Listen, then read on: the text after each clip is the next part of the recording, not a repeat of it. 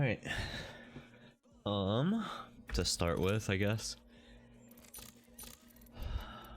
The things that I have changed for my personal being. I run compact prompt style only because I want like less information whenever I'm looting on stuff. Kind of just visual clutter. I turn off my button hints. Just because another thing, I want less things on my HUD. Crosshair damage, I've tried to use the X. Personally, I'm just not a fan of it. Another clutter thing for me.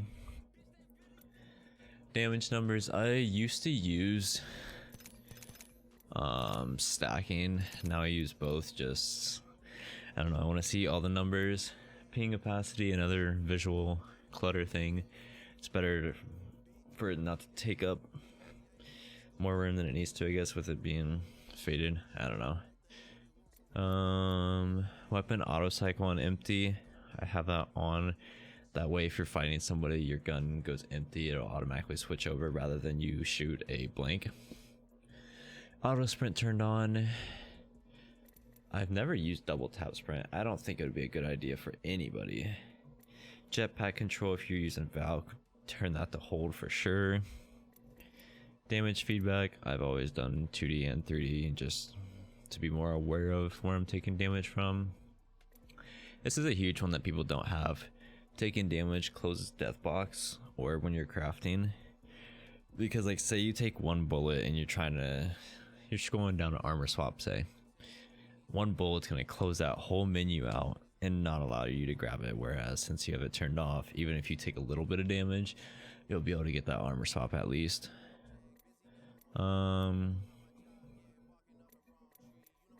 My reticle, it's typically around this one, some sort of cyan greenish blue with a little bit of glow. I don't like it like this where it's dull, or this is just straight white. I've used white before. It's not bad. It's either this one or a white I use. Colorblind mode, this typically changes anywhere from, I use all of them, but I'm typically consistent in either off or this one. Okay, that's it for this tab. Controller tab, this is my button layout. This is gonna be Xbox controls, but for PS4 controls.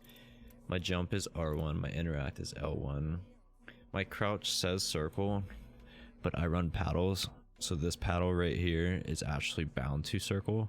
So I crouch with this one, and my melee is set to down D-pad, but I actually have melee set to this paddle. This is just the Sony back attachment. So yeah, left paddle, right paddle.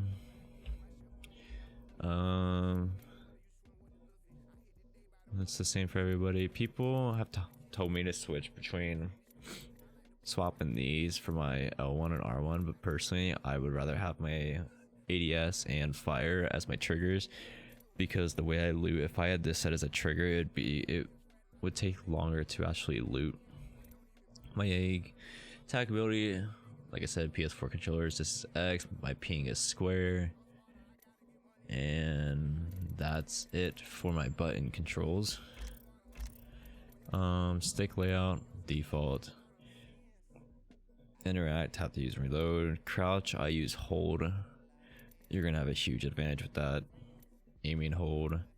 Survival slot, turning that off allows me to inspect.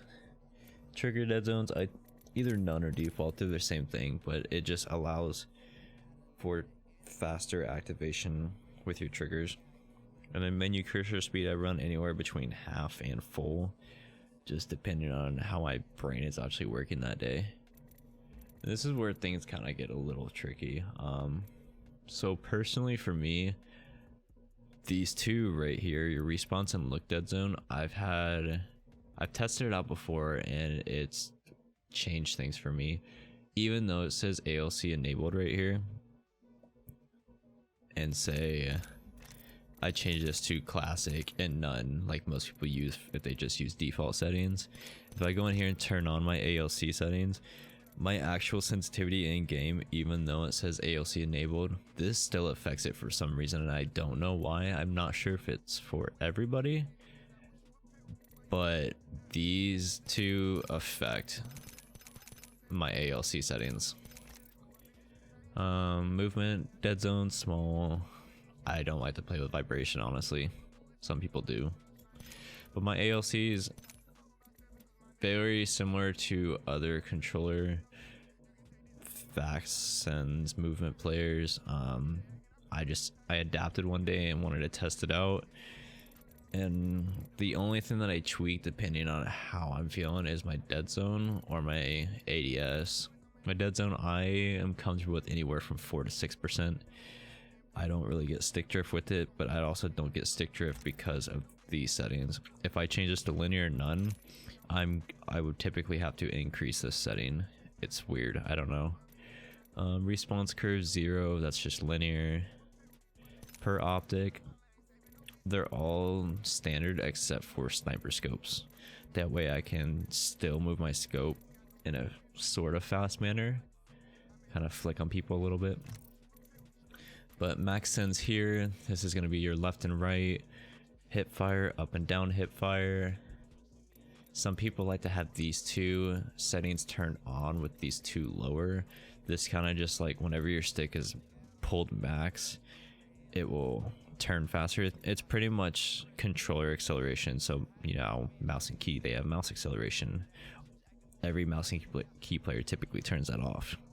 It just, for me, I'm very inconsistent with these two things. I've never used these two. My ADS, like I said, it changes not most of the time, but if it does, anywhere from 160 to 200 for me. I've tried lower than that and it is fun for beaming, but since I'm typically a close range gamer, I like fast movement, be able to flick a little bit. That's why I have this. Like I said, this is controller acceleration. Some people like this, they can get it down. I don't really like it. And then obviously aim assist for this and aim assist for melee target compensation, which is kind of non-existent since they nerfed melee, unless it's a knocked guy, and for some reason the aim assist locks onto that so fucking hard. So that's my ALCs. Moving on, videos. I run a auto exec from Homplies on his YouTube, and that's how I run this resolution right here as well. You have to do it inside of your computer settings itself. But 110 FOV, used to run 20, but not anymore. Pretty much all low settings as far as PC stuff. Audio, I like to have just these two. Music and lobby music, just don't do it for me.